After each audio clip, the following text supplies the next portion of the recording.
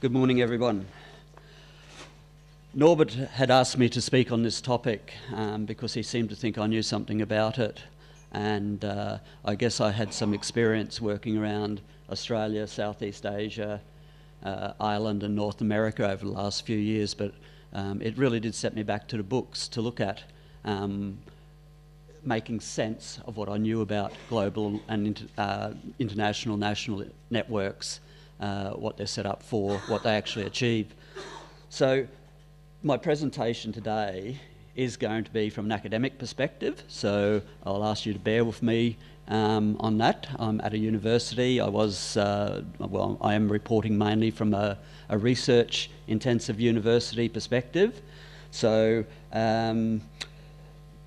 just bear that in mind and try and apply it back to your context, and you may get something useful out of it. The main questions I want to look at are, what are we networking? So people, institutions, communities, and I just want to go through a little bit of context so we can set up what it is that we're talking about networking first. I want to look at the role for networks, what they actually do, why we have them, what we hope to achieve from them.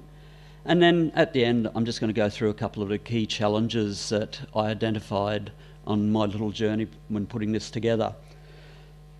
So, starting off, I want to put the context of the civic mission of the university and how this relates to university community engagement.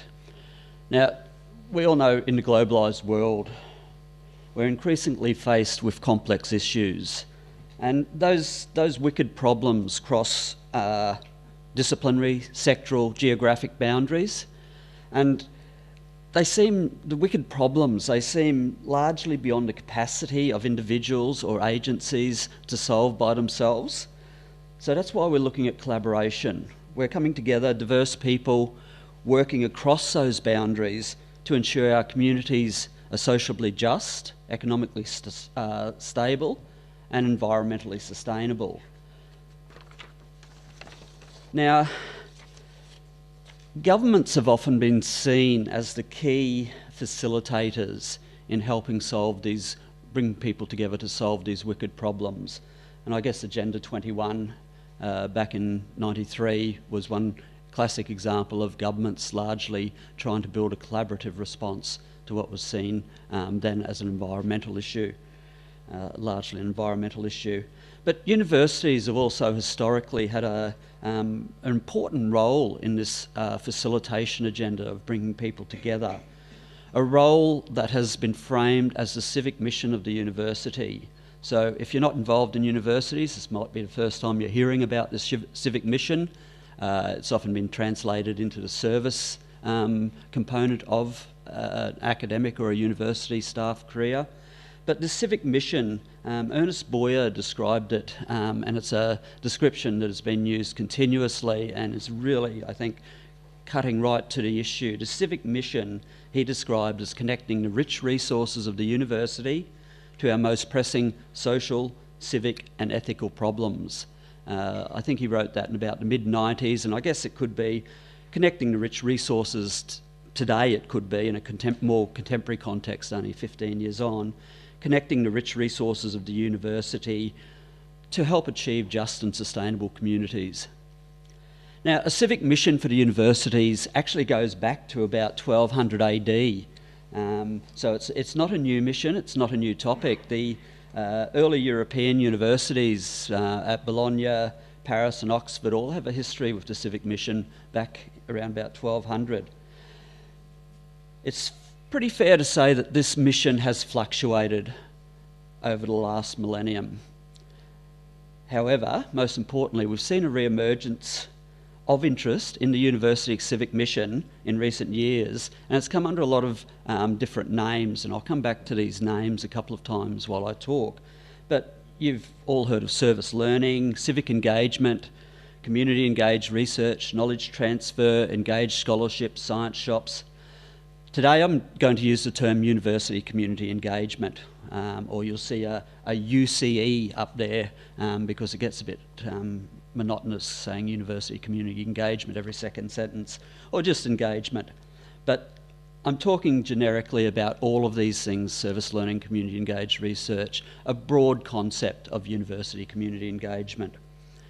Now, the Carnegie Foundation in North America provide a fairly good definition of what this university community engagement is, and it's been widely cited, so I guess it's pretty acceptable to most people.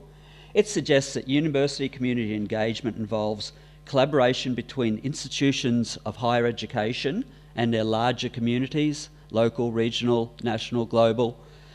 And that collaboration is for the mutually beneficial exchange of knowledge and resources in a context of partnership and reciprocity. So you can delve into that a lot, but it's about people working together for the common good. The academic, the university gets something out of it, the community gets something out of it. If you involve government, they get something out of it. If you involve the business sector, they get something out of it. So everyone gets something out of it. So the collaboration is for the common good. Some of these activities, just to give some bones to it, different universities have different community engagement, but some of those activities might be art galleries, museums and other cultural arts activities, staff student volunteering, outreach programs, health clinics for disadvantaged populations, widening participation programs for people from low socioeconomic backgrounds, that sort of outreach, campus community partnerships of any type, service learning, community-based research. These are just some examples of what it looks like in practice from a university perspective. Now, before I go on, I'll note that my presentation today is drawing largely on Western concepts of a contemporary university civic mission. To some degree, I'll be critiquing that, though in practice it can't be seen as one homogenous model, but it's a Western perspective. Now, I ask you to consider how that civic mission might apply to you or to your institution, translate some of the information I base largely on some Australian experiences and some reviewing that I did. And I'd also like you to think about how exciting it would be if we could broaden this discussion to include, for example, diverse Asian, African, South American, Middle East experiences. And while it's a pleasure to have Professor Dr. Susie here from Malaysia, and some people from South America, I believe, a lot of countries, but really we're all talking about the Western perspective currently, and I really think it would be exciting to broaden that to understand what community engagement means in Vietnam or other countries. We have much to learn from each other. All right. That's the University Community Engagement, UCE, at the individual or small group level. So I just want to give you a bit of a building block here from what it looks like in practice, what institutions are doing, so that's who we're networking, and then take it into the global and national and international networks context. Now, there's many good examples of university community engagement at this level. So individual academics, centres like my centres, so small groups, not necessarily institutionalised, but people doing this work in their university. I believe in Australia that this is where the strength of engagement lies, and I'll explain that a little bit more later on the national level. Unfortunately, individuals and groups doing this work don't seem to be necessarily well supported or recognised by their institution. It's something they're doing as well as their real work. And this is a very common comment we have from people in Australia. Now, up until 2 weeks ago, as Norbert said, I was the director of the University of Queensland Boiler House Community Engagement Centre in Queensland, a research-intensive university. And these universities are oftentimes criticised for their lack of university community engagement. Now, I want to just give a pretty brief description of the centre's work as an example of university community engagement at this level and why we would be looking to be involved in these networks, as I obviously am. Now, the centre had a primarily local focus, but we also contributed to national and international development efforts and agendas. It had been running for 11 years, and at this stage I should say had been running. When I resigned, they've decided to close the centre, which is, I think, a very negative step for a university.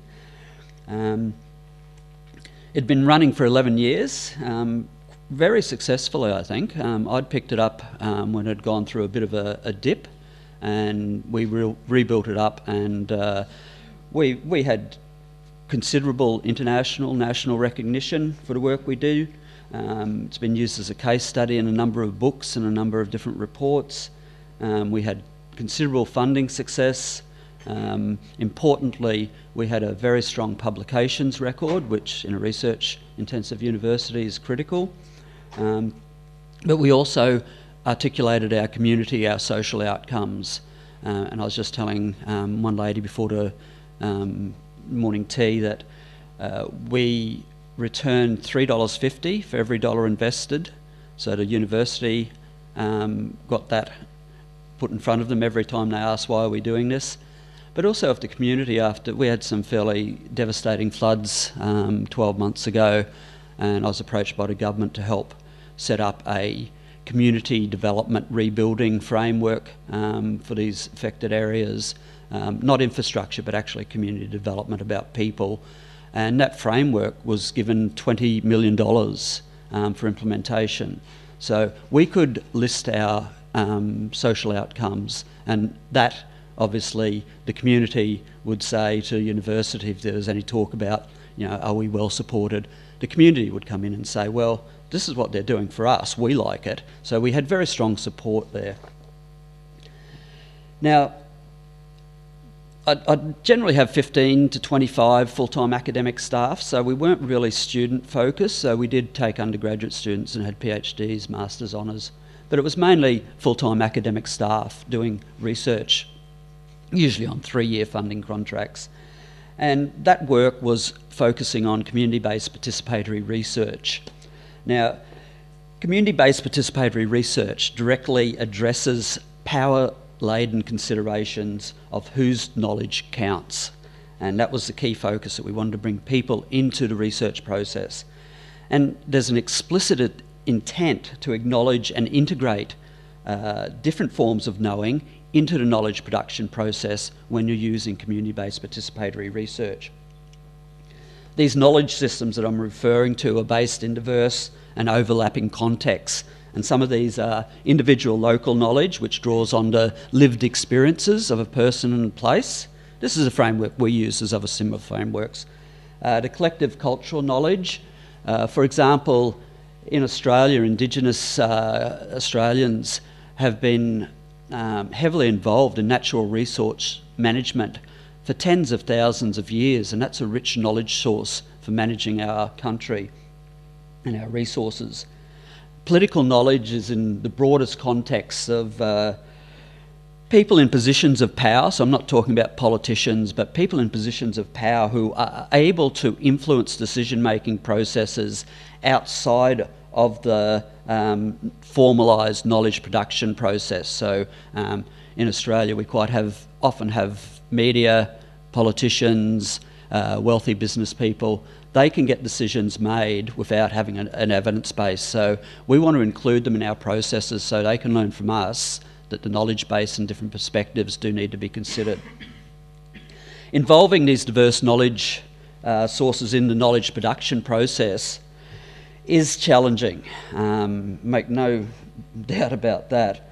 However, the end result is that each of these sources brought together into the knowledge production process within a problem domain, we end up with the whole is much greater than the sum of the parts. It's really fantastic, but it is challenging.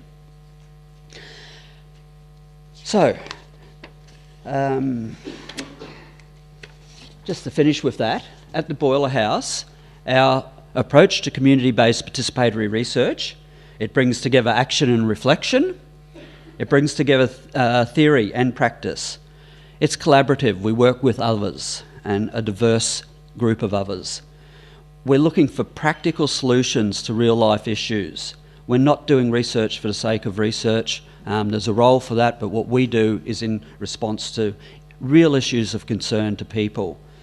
And more generally, the research is intended to support common good outcomes, the well-being of individuals and communities.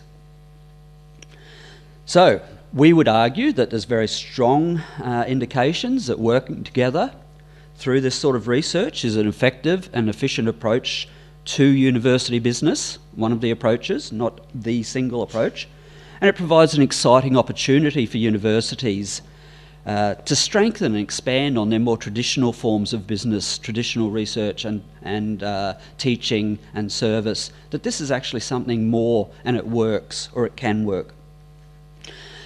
As such, it provides an obvious entry point into universities for university community engagement within higher education institutions.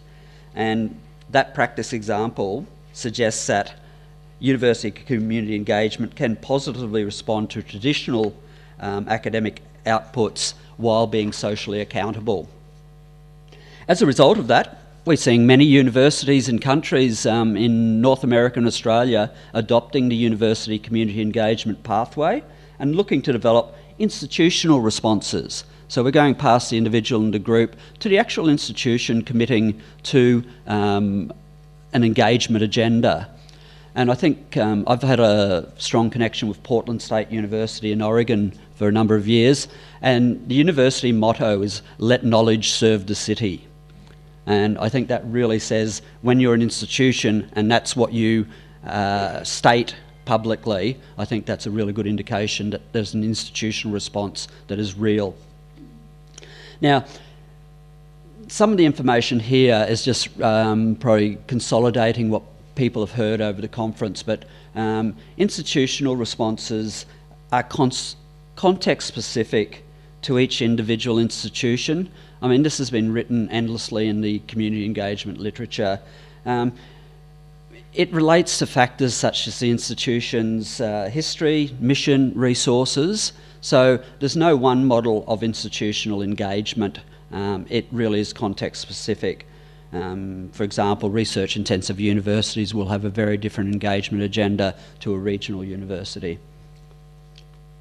Well, most Australian universities, if not all, are responding in some way to university community engagement, but very few have made successful attempts to institutionalise their engagement in an informed and considered way. A lot of it's been rhetoric, a lot of it's been, tick the box, we put engagement up in the title. It really does happen at that individual level from my experience in Australia, and perhaps others have experience of other countries where it's happening. We've had little empirical evidence describing the role that engagement plays in helping achieve an institution's mission. I think that's one of the issues. Why should we invest in doing this in an institution when we don't know what benefits the institution gets out of it? And I think there's a role there for some research still to be done. And I did some research, policy research for my Vice-Chancellor at University of Queensland, and we, through that research, we identified some key institutional requirements. So this may be of interest for people in transferring this to your own institution. This is what we found. These are some of the things that we needed at UQ.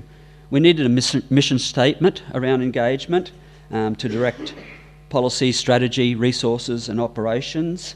And as a result of this policy research, UQ identified in its 2010 to 2015 strategic plan that engagement was one of their 3 strategic priority areas for that 5 years.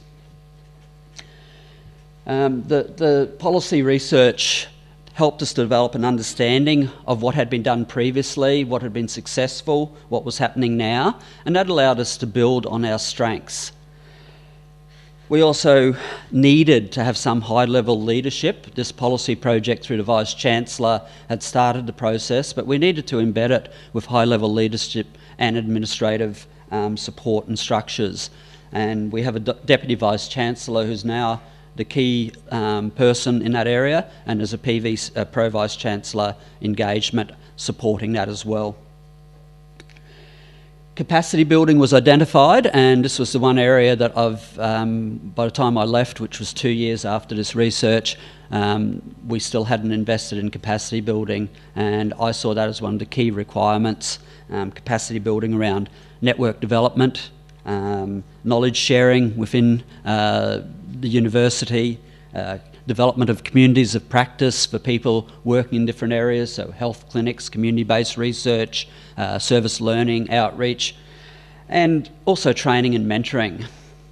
I will say that we did also swap Vice-Chancellors just after I'd finished this policy research, and the new Vice-Chancellor had some different ideas about what engagement was than the previous Vice-Chancellor, as these things do happen. Monitoring and reporting systems, it's a bane of everyone's life, but it's not just about accountability, not just saying that we have done what we said we were going to do, but it's about organisational learning and informing planning so you can keep improving your engagement. And lastly, about profiling engagement within the university, both to the community but also to the staff. And this involved things like relevant awards for engagement, marketing and communication strategies around engagement and what we do, and staff promotions, career pathways. All of those help profile and support people in doing engagement. All right, all of this leads into the national and international networks. Now, I'm sure I've got 14 examples of networks that I'm familiar with, and everyone in the room can probably add another half a dozen to this list. There are a lot of networks there now, both nationally and internationally, and I presume many of you will be familiar with most of these. And they do go across all different countries, and some do have a more international focus than, say, the Irish Community Knowledge Initiative.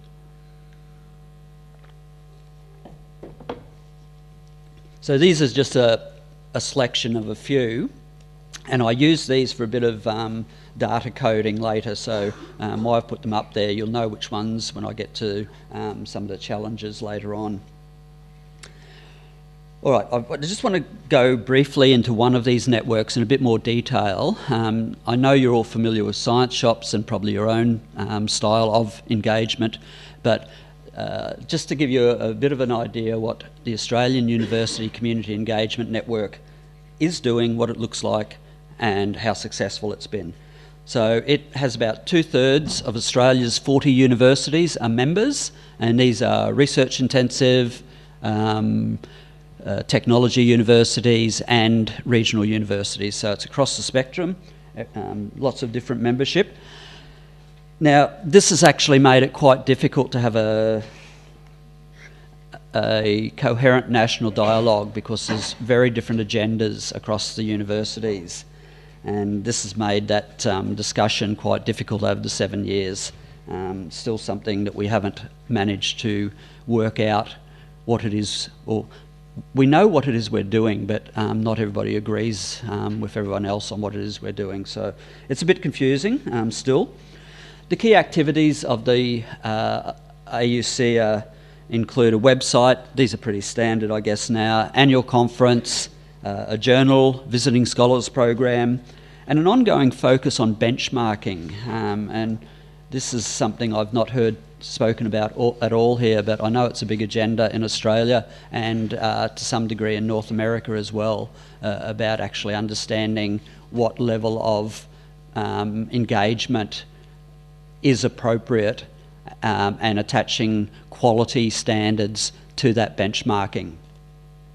I will say that Norbert's going to have these slides, and there are some references listed on, we've published all of this stuff, so if anybody wants to go to it in more detail. Unfortunately, AUCA operates in a national policy vacuum in Australia. We have no recognition of engagement, higher education community engagement in national policy. We look at envy with the sorts of funding that the Canadians get for community-based research and the amount of money that's been put into the National Coordinating Centre in England. We're just totally envious because we have no national policy environment, therefore we have no funding stream besides traditional academic funding streams for research. Except in one area, in the last 12 months, the Australian government has put a large amount of money into widening participation, access for people from low socioeconomic backgrounds, and the universities have really taken up that agenda because there's $350 million available if you meet your targets. So one way to get the universities involved is to offer them money. Despite this rather negative or unsupportive policy environment I've just described, AUCA has a very active, strong and committed network, and members do work well together. It's just that we haven't reached the point we'd like to be at. Now, I said about those 14 organisations, networks that I listed earlier. To put the idea of national and international networks into a broader perspective, I did some coding of objectives listed against each of those 14 groups, and I sorted them, I coded them, and they came out with 5 key network objectives. So I can give you something a bit solid here. This is what the networks say they're trying to do. Now, not every network says it's trying to do all of these, and there is some degree of overlap, but it gives you the general idea about what networks are trying to achieve. And they're the 5 network objectives that came out of the coding. And I've got a little bit of detail under each one. So the institutional capacity building for engagement. Networks are looking to support institutional capacity around strategic planning, so mission, strategy, operations planning. Quality standards for engagement, including principles and values that underpin engagement, which I think is a really important point. They look to support staff rewards and recognition, as I said, career pathways at AUCA and my university is one particular area. They look to support staff-student training and mentoring. They look to be involved in curriculum development. And they look to support communities of practice for various different types of engagement. And I mentioned earlier health clinics, service learning, community-based research as a specific community of practice within engagement. Secondly, they look at community capacity building. How can the network support individuals and communities to develop appropriate skills and knowledge to act locally and globally for sustainable development? That's what it basically comes down to. That's why we're working with communities. How to build a just and sustainable community. What are the skills they need? What are the knowledge they need? How can they work with universities, researchers to achieve that? Third, networks are looking to develop knowledge systems, and that goes across both knowledge generation but also knowledge dissemination.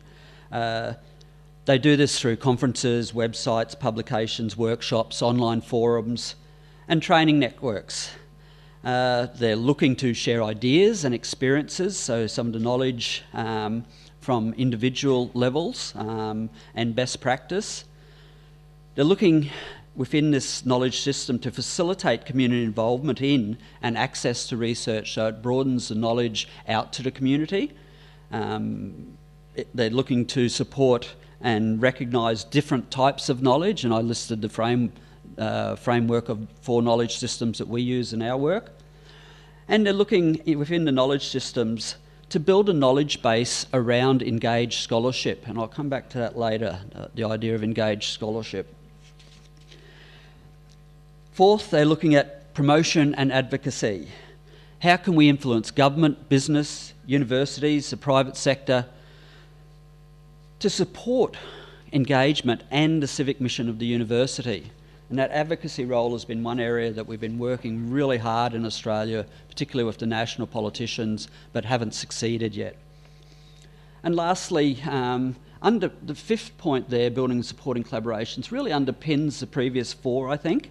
The networks look to build collaboration across the higher education, around the higher education civic mission, between universities, different levels of government, communities, business sector, both nationally and internationally. So I think that really underpins sort of the methodology for all the others. So these networks fundamentally are about collaboration and working better together. You know, it comes down pretty simply. And interestingly enough, migratory geese give us some really good lessons about the idea of working together. When geese fly in formation, they travel 70% faster than when they travel alone. They share leadership. When the lead goose tires, it rotates back and another takes its place. These are lessons we can learn. They support each other when times are difficult. And I can tell you that anybody who's been working at my centre will tell you that times do get difficult. So they support each other when times are difficult. When a tired, sick or injured goose drops out of the flight formation, other geese look to support the one in difficulty. And in essence, networks are built around the same principles: leadership, sharing, support. So, 3 challenges to summarise what I've gone through and the results from the coding. University community engagement. This is the first challenge. It's a relatively new way of doing business for many academics, also for institutions and also for communities. So despite the enthusiasm and commitment of people here and elsewhere, it cannot be considered a mainstream activity within the academy just yet. We are a minority. So the challenge is, how do we mainstream engagement as a core part of an institution's business so that it is both safe and productive for all participants? Second, and this comes back to the language I mentioned earlier, we hear of the many different approaches, names and language being used in different countries and different regions, even within a country, to describe what is basically the same idea. So the second challenge is, how do we cross the boundaries of this difference to build a coherent story around science and society that everyone is operating under or links to? And this is where I think we could have an increased emphasis on a scholarship of engagement. And the third challenge, 5 to 7 years ago, I probably would have said that there weren't many effective networks in this area working nationally or internationally. There may have been some local networks and some national networks in development. But now, we've got a lot of networks. And I don't know if that's a problem or an advantage, but I'd like to see it as something we can leverage off. So the third challenge is, how do we bring the networks closer together to build strength in numbers at that national and international level around that civic mission and science and society? And I think that's a key challenge for all of us to think about. Can we develop more effective and smarter networking among networks? And how do we do that? So, is there a future for these national and international networks? Now, the following statement I'll read is from the Association of Commonwealth Universities. And they said that increasingly academics will accept that they share their territory with other knowledge professionals. A lot of academics I know still refuse to acknowledge that, but it's not our territory anymore. Knowledge production is a broad-based activity. So the search for formal understanding itself, long central to academic life, is moving rapidly beyond the borders of disciplines and their locations inside universities. Knowledge production is happening out there now. So knowledge is being keenly pursued in the context of its application, which is what I think we are all interested in, and in a dialogue of practice with theory, and have amassed an amazing amount of work around the idea of linking theory and practice and using practice to inform theory in a reciprocal relationship. And that's the applied context of sorts of work that we've been discussing at this conference. Now, this statement was released over 10 years ago, but I think it's still highly relevant.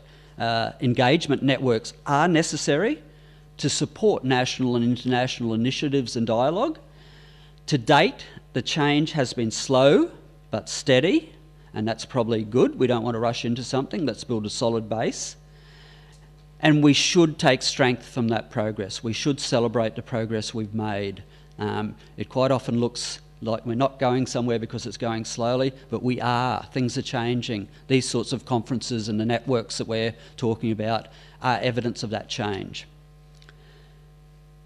So I'd like to end up with a call to all of you to work together through the national and international networks.